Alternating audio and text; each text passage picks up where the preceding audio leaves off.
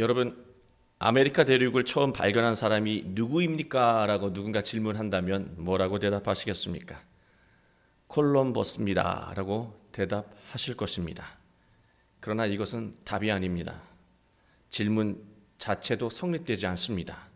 왜냐하면 그 땅에는 오래전부터 원주민이 살고 있었기 때문입니다. 이러한 질문은 서양이 세상의 중심이라고 여기는 사고에서 가능한 질문이고 답인 것이죠. 제가 어릴 때만 해도 서양 것은 다 모두 수준이 높은 것이었습니다. 실제로 수많은 제품들, 그리고 음악, 그리고 영화, 모든 문화 컨텐츠가 우리와 비교할 수 없을 정도로 뛰어났던 것이 사실입니다. 그러나 지금은 세상이 우리의 문화와 우리의 제품을 예의주시하고 있습니다. 이러한 현상은 하루아침에 일어난 일이 아닙니다. 국민 다수가 사대주의 열등감에 빠져 있을 때 이러한 사회적인 통념을 깨고 우리 문화에 대한 자긍심을 가진 사람이 있었어요. 그분들이 끊임없이 노력했기 때문에 지금 우리 문화가 세계화를 이룬 것입니다. 이스라엘이 바벨론에게 멸망한 이유는요, 다른 것이 아닙니다. 사대주의 신앙관 때문에 멸망한 것입니다. 이스라엘 이 주변을 보면 모두가 다 강대국이에요. 군사력이 엄청나게 강하고요. 그리고 모두가 다 풍요롭게 잘 살았습니다. 이스라엘 백성들은 생각했겠죠. 저들의 힘과 풍요는 과연 어디서 오는 거지? 저들이 우리와 다른 게 뭐야? 섬기는 신이 다르구나. 이때부터 이스라엘 백성은 하나님과 함께 이방신을 섬기기 시작했습니다. 하나님만으로는 안 된다는 생각이죠. 이것은 유행처럼 번졌습니다. 이스라엘이 사대주의 신앙관에 물들기 시작하면서 신앙의 정체성이 무너졌고 무서운 위기가 다가오고 있었습니다. 하나님은 사대주의 신앙관으로 굳어진 이스라엘 백성의 생각과 마음을 깨뜨리고 대신 그 안에 하나님에 대한 믿음과 순종의 마음을 다시 불어 넣어주고 싶었습니다. 그래서 끊임없이 선지자를 보내셨고 선지자들은 계속해서 경고하며 하나님의 말씀을 전했습니다. 그러나 이스라엘의 마음에는 씨알도 먹히지 않았다는 사실입니다. 이스라엘 백성의 생각과 마음은 이미 자기 계획과 확신으로 딱딱하게 굳어져 있었기 때문입니다.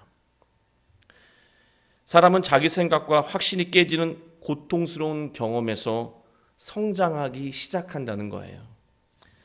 사람은 깨달아야 성숙해지고 깨달아야 성장한다는 말씀입니다. 여러분이 잘 알고 계신 이 깨닫다라고 하는 말의 어원을 찾아보니까요, 두 단어가 합쳐진 것입니다. 깨지다, 그리고 알다. 기존의 자기 생각과 마음이 깨지고 그 틈 사이로, 깨지면 틈이 벌어지잖아요. 그 틈 사이로 새로운 가르침이 들어간 것, 새로운 인식이 들어간 것, 그게 깨닫는 거예요. 따라서 깨달음이라고 하는 것은 늘 아픔을 수반한다라고 하는 거예요. 그 깨지는 아픔을 동반한다는 말입니다. 신앙은 하나님의 말씀으로 깨어지고 하나님의 말씀을 받아들이는 과정, 그게 신앙입니다. 여러분, 요한 1서 3장 9절을 보시면 하나님께로부터 난 자마다, 하나님께로부터 거듭난 자마다 죄를 짓지 아니하나니 그 이유는 하나님의 씨가 그 속에 거함이요 그도 범죄하지 못하는 것은 하나님께로부터 났음이라. 정직하고 의롭게 살아가는 사람의 그 이유는요, 그 안에 하나님의 씨가, 그 마음에 하나님의 씨가 있기 때문이라고 하는 거예요. 그리고 베드로전서 1장 23절을 보시면 너희가 거듭난 것은 썩어질 씨로 된 것이 아니요 썩지 아니할 씨로 된 것이니 살아있고 항상 있는 하나님의 말씀으로 되었느니라. 썩지 아니할 씨가 바로 하나님의 말씀, 그게 그 안에 들어갔을 때 거듭나고 변화되고 열매를 맺는다는 말씀입니다. 성경은 하나님의 말씀을 우리 마음 안에 심어야 하는 씨앗으로 말하고 있습니다. 우리의 마음씨가 우리의 이 마음씨가 하나님의 마음씨로 변할 때 사람은 거듭납니다. 새로워집니다. 마음에 심겨진 하나님의 씨앗은 성장하죠. 그리고 그 성장한 씨앗은 복된 열매를 우리 인생 가운데 준다는 말씀입니다. 우리가 여러 번 실패하며 깨지는 경험을 해도요, 깨닫지 못하는 경우가 있습니다. 그건 깨지기만 하고 자신을 향한 하나님의 말씀을 받아들이지 않기 때문입니다.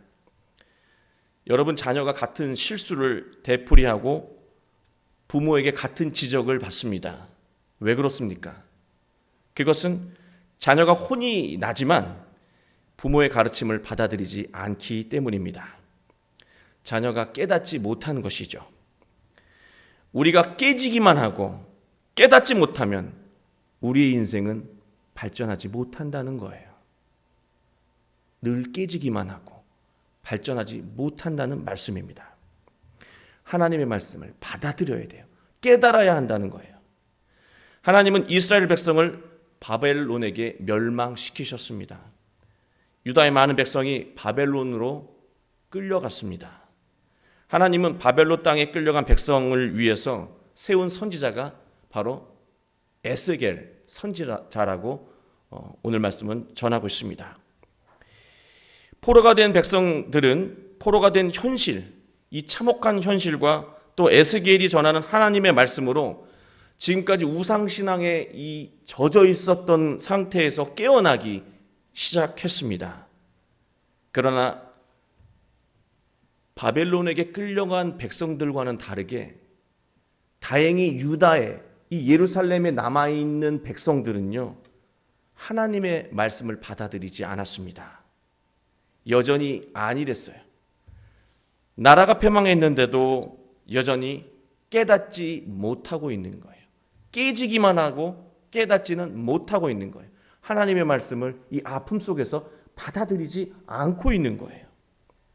왜 사람은 나라가 망하고 실패하고 절망을 경험했는데도 깨닫지 못하는 것일까요?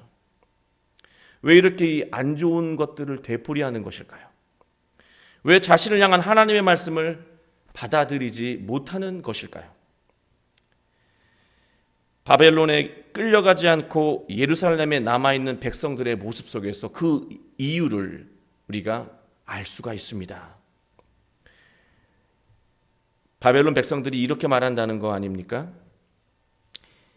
15절 말씀을 제가 인용을 하면 너희는 여호와에게서 멀리 떠나라. 지금 남아있는 백성들이요, 포로로 끌려간 그 슬픔, 눈물로 가득한 자기 동포들에게 하는 말이라고 하는 것이 너희는 여호와에게서 멀리 떠나라. 이 땅은 우리에게 주어 기업이 되게 하시는 것이라. 예루살렘에 남아있는 백성들은 자신들이 의로워서 바벨론의 포로로 끌려가지 않은 것이라고 해석했습니다. 그리고 거기에 더해서 바벨론의 포로로 끌려간 동포들의 그 고향에 있는 땅이 하나님이 자신들에게 주신 것이라고 이해했습니다.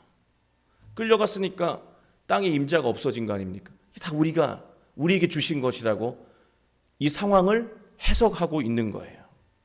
이 가슴 아프고 슬픈 상황을 겪으면서 깨닫는 것이 아무것도 없고요. 오롯이 자기 입장을 정당화하고 자기 이익에만 몰두하고 있어요. 이처럼 모든 일을 자기중심적으로 이해하고 자신에게 유리하게 해석하는 사람은 아픔과 절망과 고통을 반복해서 겪어도 깨닫지 못한다는 거예요. 우리의 모습 아닙니까? 절망을 겪고 실패를 겪고 좌절을 겪어도 늘 변명하기에 급급하고 그것을 자기중심적으로 유리하게 해석해요. 그래서 할 일이 없어요. 다 남의 탓이고. 우리의 모습 아닌가요?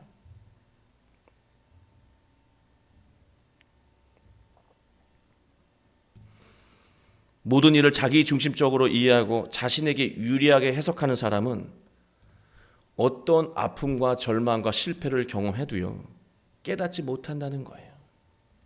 신앙은요, 현실이 아무리 아프다 하더라도 현실을 부정하는 것이 아니고 아픈 현실을 있는 그대로 받아들이는 것입니다. 인정하는 거예요. 그리고 이 상황에서 주시는 하나님의 말씀에 집중하고 순종하는 것이 올바른 신앙이고 신앙의 깨달음이라고 하는 것입니다. 힘드세요? 어려우세요? 실패하셨어요? 이 현실을 부정하지 마시고 있는 그대로 받아들이셔야 합니다. 그리고 이 상황 속에서 하나님께서 나에게 주시는 말씀과 계획을 또한 함께 받아들이고 깨달아야 한다는 말씀입니다. 마가복음 8장 34절을 보시면 너무나 유명한 말씀을 예수님께서 하시잖아요. 누구든지 나를 따르려거든 자신을 부인하고 부정하고 자기 십자가를 지고 따라야 한다라고 말씀하셨어요. 너희가 내 제자가 되어 구원받고 싶니? 인생을 훌륭하게 살고 싶니? 그러면 네 자신을 부정부터 해라. 부정해야 할 것은 현실이 아니에요. 부정해야 할 것은 저 사람이 아니에요. 바로 나 자신이라고 하는 것. 그것을 기억해야 한다는 말씀입니다. 내가 부족하다라고 하는 것을 알게 되면 힘들지만 내가 감수해야 되는 것들이 있잖아요. 내가 나를 부정하지 않으면 난 할 일이 없지만 내가 나의 부족한 것을 깨닫게 되면, 부정하게 되면 내가 해야 되는 일들, 감수해야 되는 일들이 보여요. 그게 자기 십자가예요.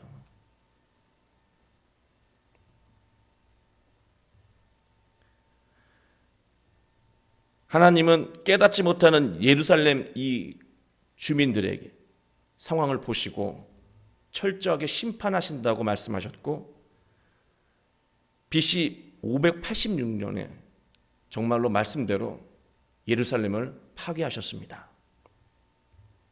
바벨론에 끌려간 백성들이 이제 기댈 곳은요, 오직 하나님뿐이었습니다. 강대국을 동경하며 이방신을 숭배하고 사대적 신앙관에 빠져 있을 때 하나님이 주신 말씀이 들리지 않았었죠. 그러나 이제 나라가 망하는 절망을 경험합니다. 내 생각이 잘못되었구나라고 하는 것 깨어질 정도로 느낍니다. 그랬더니 이제 하나님의 말씀이 들리기 시작하고 또 그 말씀을 따라야 한다는 마음도 생겨나기 시작합니다. 여러분 한번 생각을 해보세요. 똑같이 망했는데요. 누구는 고향에 남아서 그대로 살아가고 누구는 이방 땅, 우리를 고통 가운데 몰아넣은 자들에게 끌려간다고 생각을 해보세요. 그 절망이 얼마나 더 컸겠습니까? 그런데요, 여러분, 결과적으로 끌려간 것이 은혜예요. 그게 축복이었습니다. 그들은 그대로 아니란 상태에서 모든 상황들을 자기중심적으로 이해하고 해석하면서 더 참혹한 심판을 받은 반면에 끌려간 사람들은 각성하기 시작했습니다. 깨어나기 시작했습니다. 그리고 하나님의 말씀을 받아들이기 시작했어요. 여러분 아십니까? 이 참혹한 바벨론 포로기 때 신앙의 이 중심을, 이 기틀을 마련하게 된 이 시기가 바로 이때라고 하는 것을요. 이 시기 때 쓰여진 글이요, 창세기예요. 하나님이 어떤 분이신지, 우리가 어떤 존재인지를 깨닫게 하는 그 신앙의 뼈대가 되는 글이 이 바벨론 포로기 때 이 창세기가 쓰여졌다라고 하는 거예요. 오히려 이 절망의 순간이 은혜의 순간이었다는 말씀입니다. 여러분, 앞날이 보이지 않는 사람에게 제일 두려운 것이 무엇인지 아십니까? 어떻게 될지 모르는 미래입니다. 미래가 보이지 않기 때문에 아무것도 안 하는 거예요. 미래가 없기 때문에 그냥 낙심하는 거예요. 미래가 구체적으로 보이지 않기 때문에 힘이 없는 거예요. 계획이 없는 거예요. 그런 백성들에게 하나님께서 제일 먼저 하신 것은요, 미래에 대한 하나님의 계획을 말씀해 주셨습니다. 너희들 절망스럽니? 나한테 계획이 있다. 하나님은 바벨론에게 끌려온 백성에게 하나님의 계획이 있음을 말씀하셨습니다. 16절 말씀을 보시면 이게 계획인데, 너는 말하기를 주 여호와의 말씀에 내가 비록 그들을 멀리 이방 가운데로 쫓아내어 여러 나라에 흩었으나 그들이 도달한 나라들에서 내가 잠깐 그들에게 성소가 되리라 하셨다 하고, 이 말씀을 해석을 하자면 너희는 지금까지 성전과 회당에서 하나님을 예배하고 하나님을 만나왔었지. 여기 바벨론에는 성전도 없고 예배할 장소도 없다. 그러나 너희가 걱정할 필요, 실망할 필요 없다. 왜냐하면 바벨론에 잠깐 있는 동안에 내가 친히 성소가 되어주겠다라는 말씀입니다. 저는 이 말씀에 전율이 느껴졌어요. 하나님을 간절히 찾고 부르는 자에게 하나님이 직접 찾아가신다는 말씀입니다. 직접 찾아가서 만나주시고 구원의 길로 인도해 주시겠다라고 하는 말씀입니다. 그리고 성전에 의존했던 신앙의 체계를 하나님께서 그들의 이 절박한 상황을 긍휼히 여기시고 바꾸신 거예요. 그 변화된 신앙의 체계가 지금 오늘날도 우리에게 이어지고 있는 거 아닙니까? 너희가 바로 성전이야. 하나님을 부르는 그곳이 바로 성전이라고 하는 거예요. 하나님을 찾는 곳은 어디나 하나님의 거룩한 성전이 되고 구원의 길이 시작된다라고 하는 것을 하나님이 말씀해 주셨습니다. 포로로 끌려간 백성들은 걱정이 또 하나 있었어요, 여러분. 15절의 말씀 우리가 먼저 읽었지 않습니까? 고향의 땅을 다 놔두고 끌려왔잖아요. 집도 재산도 다 놔두고 왔단 말이죠. 근데 이 남아있는 동포라고 하는 형제 자매들이 한다는 소리가 뭐라 그럽니까? 야, 이거는 하나님께서 우리에게 주신 땅이다. 우리가 다 갖자. 이런 생각을 갖고 있단 말이죠. 그렇다면 하나님 나중에 우리가 하나님의 은혜 가운데 고향으로 되돌아가도 그들이 주인 행세라면 우리는 어디에 정착하고 어디에서 먹고 산다는 말씀입니까? 그 생각만 해도 지금 걱정스럽습니다. 그런 생각을 가지고 있었던 것이죠. 하나님은 그러한 걱정을 가지고 있는 자들에게 이스라엘의 미래에 대한 계획을 말씀하셨습니다. 우리 17절 말씀 한번 같이 읽을까요? 시작. 너는 또 말하기를 주 여호와의 말씀에 내가 너희를 만민 가운데서 모으며 너희를 흩은 여러 나라 가운데서 모아내고 이스라엘 땅을 너희에게 주리라 하셨다 하라.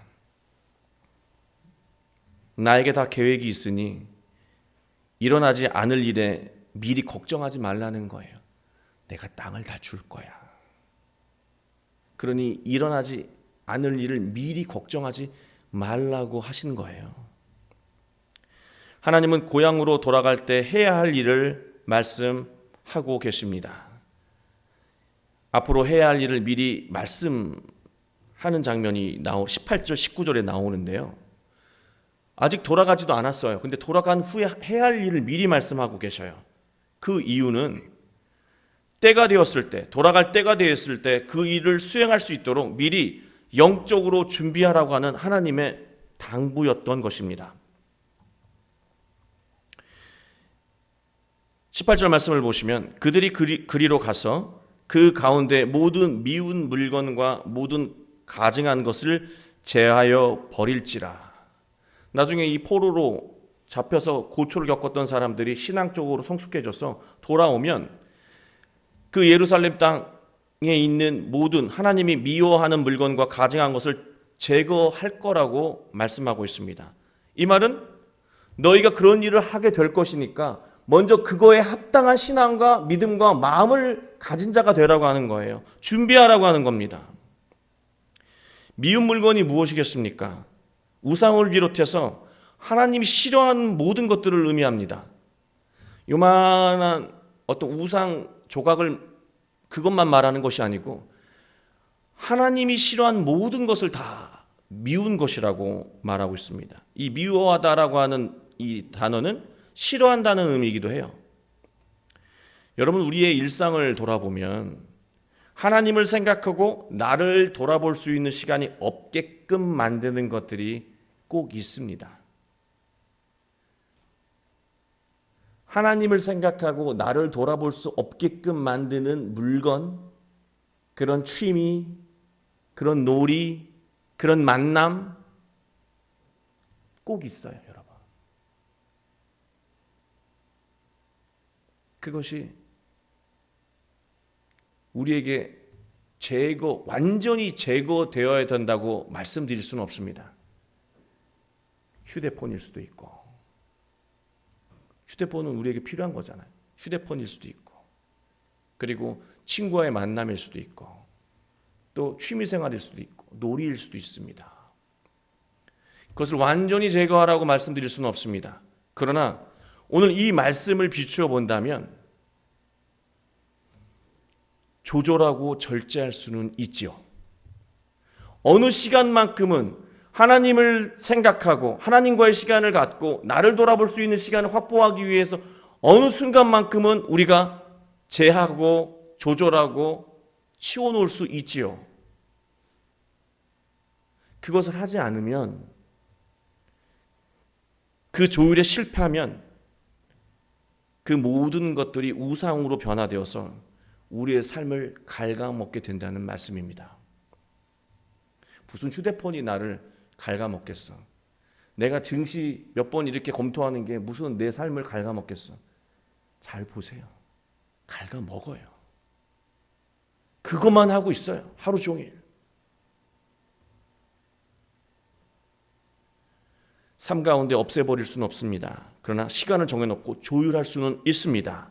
만약 조율에 실패하거나 조율할 생각조차 하지 않는다면 나를 향한 하나님의 원대한 계획은 아무것도 이루어지지 않는다는 것을 성경은 말하고 있는 거예요.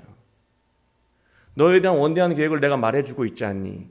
그런데 너희가 이런 일들을 해야 될 존재인데 이것을 할 만큼의 준비를 하지 않으면 나는 너를 통해서 큰 일을 계획하고 있고 놀라운 것들을 계획하고 있는데 아무것도 할 수가 없단다 라는 말씀이에요.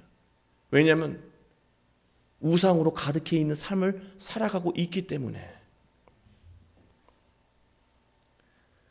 하나님이 가증하게 여기시는 것이 무엇일까요? 고민을 해봤거든요. 근데 이 원어가 너무 재미있어서 금세 깨달았습니다. 이 가증한 것이라고 이 번역되어 있는 히브리 단어가요, 그 원어를 보면 토에바예요. 느낌이 안 오시나요? 토에바. 근데 의미가 똑같아요. 역겹다, 토할 것 같다. 그게 가증한 거예요. 뭐라고요? 토에바.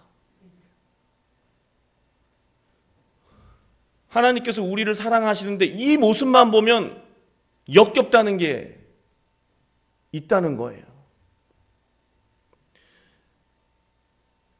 무엇을 역겨워하실까? 우리 하나님 닮았잖아요. 우리가 어떨 때 역겨운가요? 속과 겉이 다르고 앞과 뒤가 다를 때, 위선적인 것이 드러났을 때 우리 역겨움을 느낍니다. 그렇지 않나요? 겉으로는 하나님을 예비하지만 마음속으로는 에휴, 말은 그렇지, 말씀은 그렇지, 그렇게 살았다가는 우리 망해 라고 하는 생각을 가지고 있다면 사람은 그것을 보지 못하지만 하나님은 그 모습, 그 마음을 보시고 그 이중성을 보시고 토할 것 같다. 얘야, 너 왜 내 앞에서 예배드리니? 나를 이렇게 전적으로 믿지 못하면서 예배는 왜 드리니? 보험이냐?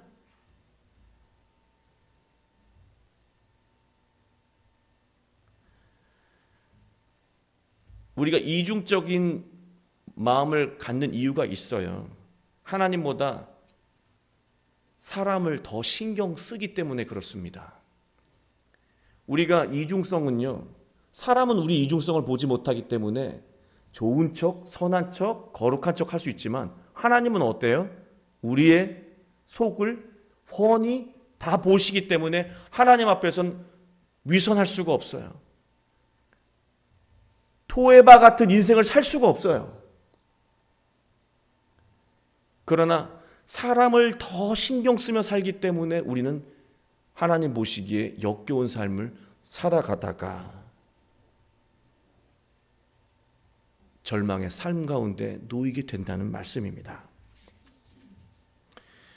우리가 하나님에 대한 완전한 믿음이 없기 때문에 우리는 이중적인 삶을 살아가고 있는 겁니다. 그 모습은 목사인 저에게도 있고 우리 모두에게 있어요. 줄여가야 해요. 애써야 해요. 그렇지 않으면 나를 향한, 여러분을 향한 그 원대한 하나님의 계획이 아무것도 이루어지지 않는다는 거예요. 하나님은 백성들이 하나님이 어떤 분이신지 정확하게 깨닫길 원하셨고, 하나님이 어떤 분이신지 알고 살아가는 사람과 하나님은 하나님의 계획을 이루신다는 그 깨달음을 포로된 백성, 그리고 오늘날 우리에게 그 마음에 심어주고 계신 것입니다. 나 이런 하나님이다.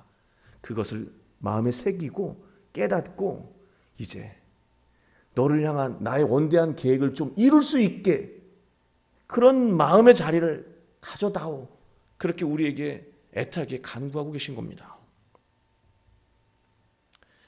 하나님은 백성들을 향한 하나님의 계획을 더욱 구체적으로 말씀하고 계신데요.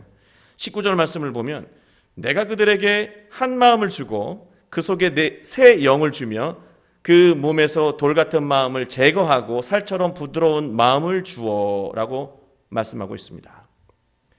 오직 하나님만을 섬기는 그 한 마음을 가지라고 하는 것. 얘들아, 이중적인 거 너희들이 손해야. 한 마음을 가지고 정직하거라. 내 앞에 정직하고 너를 대하는 모든 사람들에게 한 마음으로 정직하게 살아라. 거기서 놀라운 계획들이, 놀라운 열매가 싹트기 시작한다라는 거예요. 그리고 하나님이 우리에게 새 영, 곧 성령을 주신다고 말씀하고 있습니다.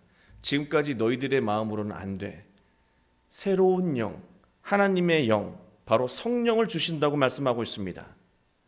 우리 이 돌 같은 마음을 제거하고 살처럼 부드러운 마음을 주기 위해서 성령을 보내주신다고 말하고 있습니다. 여러분, 우리의 마음이 부드러워야 하나님의 말씀이 심겨요. 그리고 하나님의 말씀이 심겨야 깨달음이 우리의 삶 가운데 일어난다는 거예요. 여러분, 마가복음 4장 잘 아시잖아요. 씨 뿌리는 자의 비유, 예수님 말씀하셨지 않습니까? 그 여러 밭을 얘기하실 때 그 중에 하나, 이 돌짝밭, 돌밭을 말씀하셨던 거 기억하실 겁니다. 이 돌밭을 예수님 뭐라고 설명하시냐면, 하나님의 말씀을 들을 때 잠시 기뻐하나 뿌리를 내리지 못해서 어려움을 만나면 금세 넘어진다. 실패를 통해서 깨달음을 얻지 못하고 나 자빠진다는 거예요. 왜냐? 깨어지기만 하니까. 깨달음은 없고 늘 깨어지기만 하니까. 말씀을 받아들여야 되는데 받아들이지 않으니까. 왜 못 받아들이죠? 마음이 딱딱해서예요.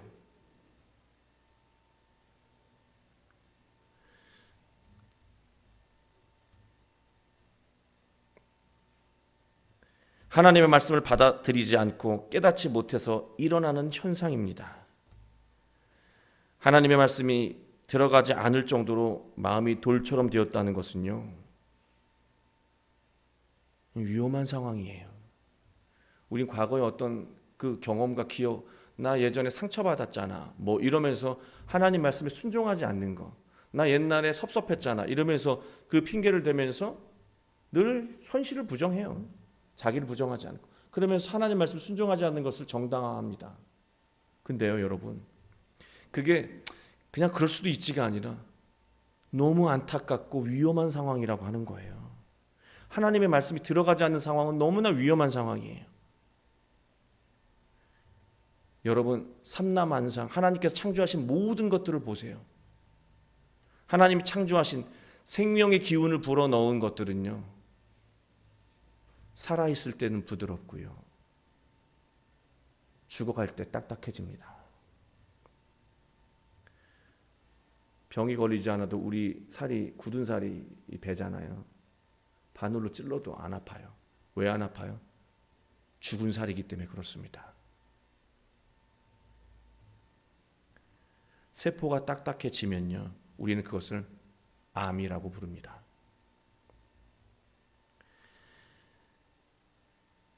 물론 암이 걸린 분들이 마음까지 암인 것은 아닙니다. 저는 지금 생명의 원리를 설명하고 있어요. 살아있는 것이 딱딱해지는 것은 죽어가고 있는 거예요. 우리가 하나님의 말씀을 받아들이지 않는 것은 가벼운 상황이 아니에요. 우리의 영혼이 죽어가고 있는 것입니다. 우리를 향한 하나님의 계획의 시계가 멈춰버린 거예요. 그러나 우리가 하나님의 영, 성령을 의지하면, 성령의 마음을 품고자 노력하면 성령이 우리의 마음이 다시 살처럼 부드러워질 수 있도록 만드신다는 거예요. 성령을 의지하면 딱딱해진 세포가 다시 회복된다는 거예요. 성령을 의지하고 성령에 집중하면, 내가 하나님의 마음을 품어야지 집중하면 그 거룩한 성령께서 우리의 마음을 부드럽게 만들어서 하나님의 말씀을 다 받아들일 수 있도록, 은혜롭게 받아들일 수 있도록, 그래서 깨닫고 지혜를 얻고 분별력을 가질 수 있도록 만들어 주신다는 것입니다. 성령께서 우리의 마음을 부드럽게 하는 것은, 그 이유는 단 하나뿐입니다. 하나님의 말씀을 받아들이고 하나님의 계획을 깨달아 순종하게 하려는 데 있습니다. 20절, 내 율례를 따르며, 이제 율례를 따르죠. 마음이 부드러워지니까.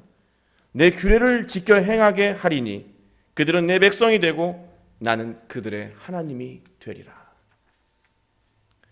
사람의 인생은 마음의 씨앗을 심고 삶으로 마음에 심은 그 씨앗의 열매를 거두는 것이 인생입니다. 여러분, 어떤 씨앗을 지금 심고 계십니까? 그리고 일주일 동안 어떤 씨앗을 마음에 심고 살아가고 계십니까? 심은 대로 거둘 것입니다. 우리가 마음에 무엇을 심느냐에 따라서 인생의 열매가, 그 향방이 달라진다는 거예요. 21절, 미운 것과 가증한 것을 마음으로 따르는 자는, 그것을 마음에 품고 따르는 자는 내가 그 행위대로 그 머리에 갚으리라. 나 주 여호와의 말이니라. 얘들아, 정신 차려, 내 얘기야. 우리의 상황이 속상하다고 마음에 악을 품고, 우리의 형편이 절망스럽다고 마음에 죄와 분노를 심는다면 최종적으로 인생에 맺히는 것은 죽음의 열매라고 하는 것, 우리 기억해야 해요. 성숙한 신앙의 기초가 바로 바벨론 포로기 때 만들어졌다고 말씀을 드렸습니다. 이 시기에 신앙의 뼈대가 만들어졌고, 그 만들어진 뼈대가 지금 오늘날까지 이어지고 있는 거예요. 우리는 아무리 잘 살아도 우리의 삶에는 실패가 있고 좌절이 있으며 슬픈 일이 있죠. 지금 이런 상황이 있으시다면 성령의 마음으로 채우시기 바랍니다. 하나님을 믿고 하나님의 말씀을 받아들이시기 바랍니다. 자신을 향한 하나님의 계획을 깨닫고 이루시기 바랍니다. 하나님이 주신 그 깨달음은 지금 내가 이 순간에 가장 먼저 해야 할 것이 무엇인지를 알게 하시고 그 일에 집중하게 하시며, 지금까지 멈춰 있었던, 우리의 마음이 딱딱해서 멈춰 있었던 우리를 향한 하나님의 원대한 계획, 우리의 마음이 완고하고 우리가 완고하게 신앙생활해서 우리 교회를 향해 하나님께서 세우셨던 그 하나님의 계획, 그 멈춰있던 하나님의 계획이 다시 움직이기 시작할 것입니다. 하나님의 계획이 움직임으로 놀라운 삶의 변화가 이루어지는 여러분의 삶이 되기를 원합니다. 여러분 삶 가운데 하나님의 씨앗이 심겨져야 꽃이 핍니다. 그 씨앗이 꽃이 피어요. 우리 한평생 한 번뿐인 인생, 꽃은 한 번은 펴야 될 거 아닙니까? 꽃을 피우고 꽃만 피웁니까? 그 꽃이 지면 놀라운 열매가 우리의 삶 가운데 다가온다는 말씀입니다. 하나님 말씀에 순종하며 그 부드러운 마음으로 순종하며 하나님께서 주시는 놀라운 꽃과 열매를 맺는 여러분의 한 주가 되길 주 예수 그리스도의 이름으로 축원합니다.